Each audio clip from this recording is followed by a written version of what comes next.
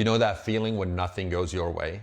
You wake up in the middle of the night, it's 3:30 in the morning, and you're just like stressed, overwhelmed, and everything just seems chaotic. You keep grinding, you take action, but there are no results.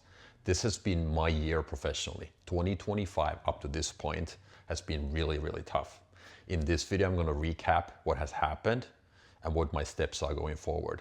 And hopefully you can learn from these lessons too. Let's get started. So one thing in the beginning is that, if we look at my life, and this is full disclosure, raw and real, there are three buckets professionally. There's my construction business. This is my real estate. These are my rentals under my personal name. And then this is my education / consulting, coaching business. Okay? This is why you are here, by the way. My channel is about this one. And this stuff here and this one are my legacy businesses. Okay? Everything is, I guess, in theory, fine if you think about ramping something down, and then at the same time, ideally, you would have a new business that more than offsets the decline of the old business, ideally, obviously. But if this doesn't happen, if you're just looking at decline when it comes to your old businesses, there's nothing that replaces that. How do you deal with that? This gap here is what I'm going to talk about today.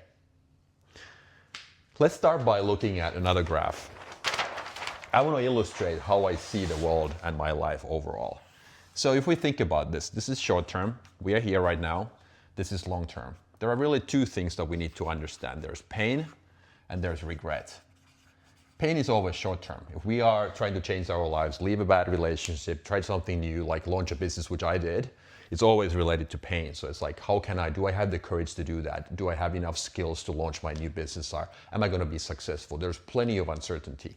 And people always try to avoid pain. It's called the negativity bias, right? So our brain is hardwired to sense danger. It has kept us alive, and your brain is really functioning such that it tells you what not to do.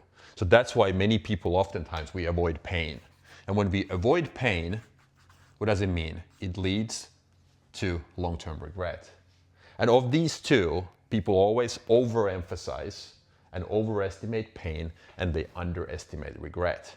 But if you look at numbers and if you look at different studies, they indicate that this pain here is never as bad as we think it is. But this regret here, this is the real price tag. So people, we optimize our life for the short term. We avoid pain, but we don't understand the biggest price tag, which is the regret. So that's what I've been thinking about a lot. And if I think about the adversity that I go through financially and with my legacy businesses, it's all about that pain. And the reason why it's so difficult for me to deal with that pain is because it's related to uncertainty. And us humans, we just don't seem to have the tools in place to really deal with the unknown, the uncertainty. And since we can't handle that, we are willing to torture ourselves with all of these horror scenarios, painting the devil on the wall. It's like, we much rather think about the worst case than deal with the unknown. And while doing that, we actually take action in such a way that it leads to long-term regret. But if I think about my life, and this is where I have to reset my own mind because I'm dealing with lots of uncertainty. My contractor went bankrupt when it comes to my construction business, and even the subcontractors have gone bankrupt because we have had this huge downturn in the real estate market here in Finland. So I'm dealing with a lot of short-term uncertainty and pain, but then I have to somehow be able to reset my mind and think about the long-term regret. Because my goals, if I think about when I'm 90 and I'm in my deathbed, truly about to punch my ticket, somebody comes and tells me that, hey, Mr. Suvanto, you're out of time. I'm like, I never want to be in a situation when I just regret the things I never did back in the day when I had time. So my long-term goals, there are only two. There are no regrets when I'm truly out of time. And the other one is that I actually get to maximize my potential, see what I'm made out of. Okay, so what's my true capacity, or potential is probably the right word. So if this is the case, if these are my goals, so then I have no other option but to get comfortable with the uncomfortable. Make sure that I learn how to live with pain so that I don't have to deal with regret at the end of the day. Because remember, I have mentioned this before, studies indicate that 78% of all the people, they regret the things they never did when they're out of time in retirement homes. But here, pain 91% of the things that we worry about never materialize. So think about that thing for a little bit. Then a couple of principles that I want to highlight to you guys that I go by. Let's change colors here. So use red. So principle number 1 is about that pain thing that I mentioned. So if I think about learning in life, so the more I can tolerate pain, like I just mentioned, it leads to learning. So your ability to deal with pain is in direct correlation, has a direct relationship with your ability to learn. Because think about it. So this is your comfort zone. And this is the stuff that you know. If you're willing to get out of that comfort zone, that's where all the learning takes place, right? Lesson number 2 is, again, one of these drawings. So I'm a big fan of living in a one-day cycle. One-day cycle.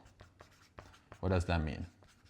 Again, looking at the previous picture, the short term and the long term. So I don't have to worry about the long term, the results, because if I only focus on the short term, daily activities, I understand what's signal, what's noise, meaning what's relevant and what's irrelevant. I can actually empty my tank on a daily basis, and that takes care of the long term as well, because then I don't have any regrets.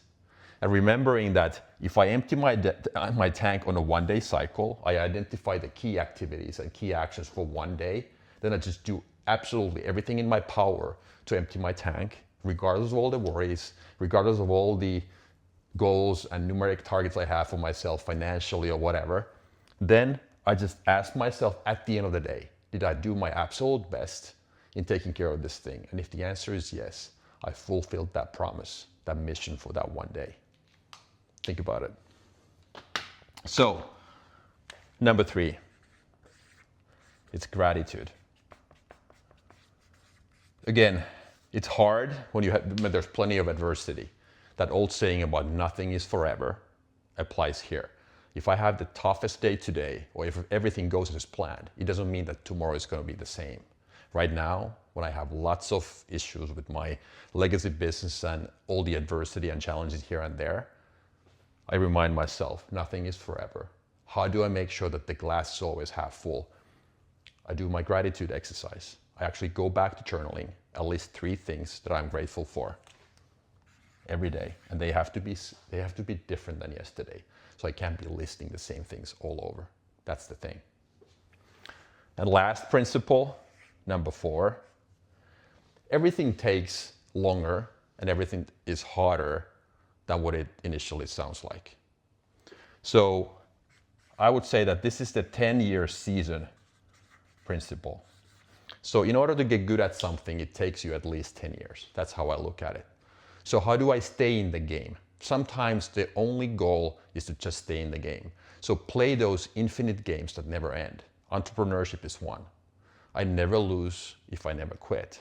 So my goal when the going is really tough is just to find a way to stay in the game.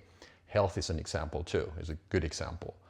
My goal is not to reach my beach body status by next summer, but my job and my goal is to stay healthy throughout life. What about marriage? If you're in a good relationship, you don't try to win the next battle against your partner, but your goal is to stay married, right? So those are the examples of playing infinite games in life. So principle number 4, it takes really super long to get good at something, and it's a lot harder than you initially thought. So just find a way to stay in the game, and the long-term actions take care of itself. So these are the things that I keep repeating to myself so that I can keep my mind in the game and I'm level-headed, so to say. But it's tough when you have that year when nothing is going your way and you keep grinding and you're so comfortable with the long-term commitment. And shiny object syndrome has never really been my problem. But I just try to remind myself about these things. How do I stay in the game? How do I just focus on one day at a time? How do I make sure I'm grateful and enjoy the adversity and the pain? Because that leads to a scenario, situation in the future when I don't regret anything. So these are the things that I use in my daily life. Hopefully these tools are useful for you. And these are my mindset videos, my personal development channels. So please, if you like these, it would mean a lot to me if you hit the subscribe button so that we can have this dialogue going in the future as well. So Again, thanks, and I'll talk to you in the next video.